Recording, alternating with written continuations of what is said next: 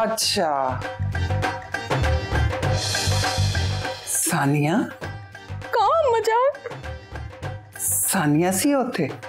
अम्माजान आपने सानिया का नाम लिया था? अब कुछ नहीं, अभी कुछ याद आ गया सी। अब बस तू चुप कर जा मेरी थी। आहो मैं सानिया नु कोई काम किया सी, ऐसी भुलक्कड़ है ना, भुल गई होनी है।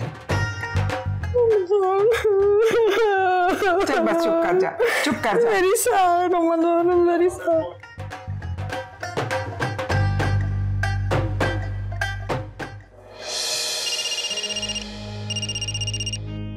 अस्सलाम वालेकुम ममानी। वालेकुम सलाम। कैसे हो एबी? मैं ठीक हूँ, आप बताएं खैरियत? हाँ खैरियत, बस ऐसे ही कॉल की थी, सोचा तुम्हें बता दूं कि यहाँ क्या चल रहा है। तो क्या चल रहा है? पहली बात तो ये कि तुम्हारे घर से जाने का फैसला बहुत अच्छा था। बेबी बाजी बहुत परेशान है और होना भी चाहिए, माँ है तुम्हारी। मुझे नहीं लगता वो परेशान है। अगर वो सच में परेशान होती तो मेरी बात मानना जाती। अरे मैंने भी उनको समझाने की कोशिश की कि जवान लड़का है, आप क्यों जबरदस्ती उसके पीछे लगी? फिर वो क्या बोली? मसला उनका नहीं है, मसला तो ये सारा का है। भाभी का क्या मसला है? अरे सारे फसाद की जड़ ज़ारा ही तो है, उसी ने बेबी बाजी को तुम्हारे खिलाफ वर्गलाया है। तो मुझे समझ नहीं आ रही ममानी, भाभी ऐसा क्यों कर रही है?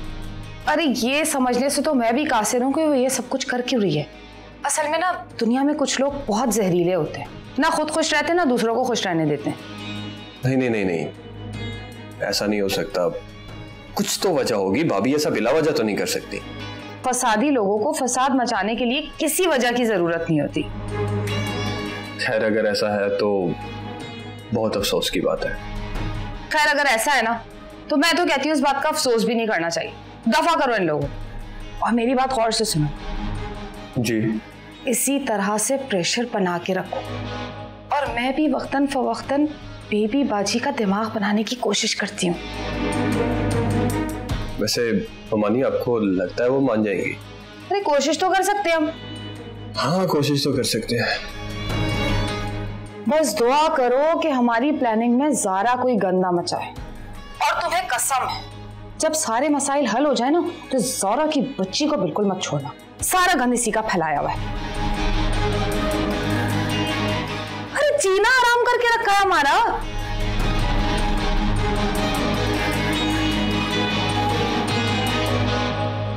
क्या मैं अकेले वापस जाऊं? नहीं नहीं मम्मी, मैं अकेले वापस नहीं जाऊंगा।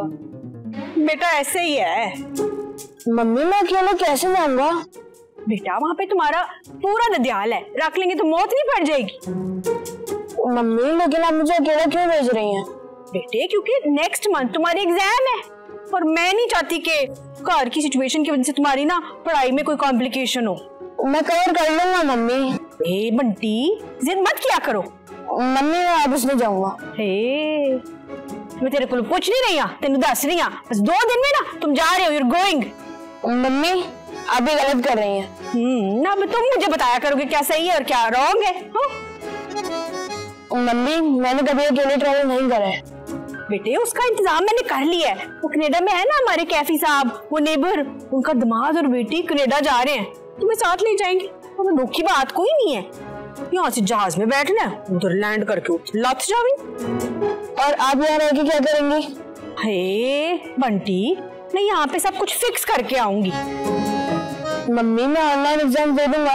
कोई जरूरत नहीं है, पता नहीं इतनी हमारी सुकून वाली जिंदगी थी कनाडा, पता कौन सी मनूस गाड़ी थी अल्लाह ताला जो हम इधर आए फंस गए। मम्मी मुझे नहीं जाना। पहले ही तुम्हारा भाई जिद लगा के बैठा हुआ है, तुम्हें अब मैं जिद नहीं लगाने दूंगी, बस हो गया टू मच। मम्मी मैं छोटा हूं ना इसलिए आप ऐसा कर रही हैं। तो जो समझना है समझो, पर अभी तैयारी और प्रेपरेशन कर लो कनाडा जाने की, बता रही हूँ।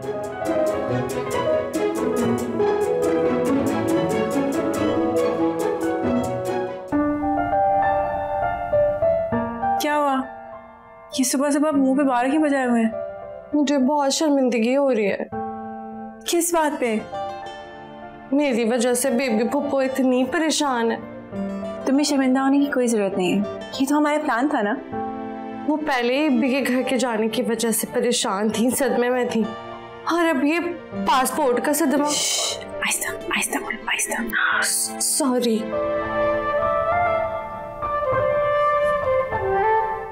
देखो, ये सब कुछ हम जो कुछ भी कर रहे हैं ये हम उनके भले के लिए कर रहे हैं, है ना? लेकिन ये बात तो हमें पता है ना, वो तो ये समझ रही है कि उनको कोई परेशान करने के लिए सब कुछ कर रहा है। तुम्हें पता है मसला क्या है? कि अभी उनका शक आमिर की तरफ है कि आमिर ने पासपोर्ट चोरी किए हैं और इब्बी को दे दिए।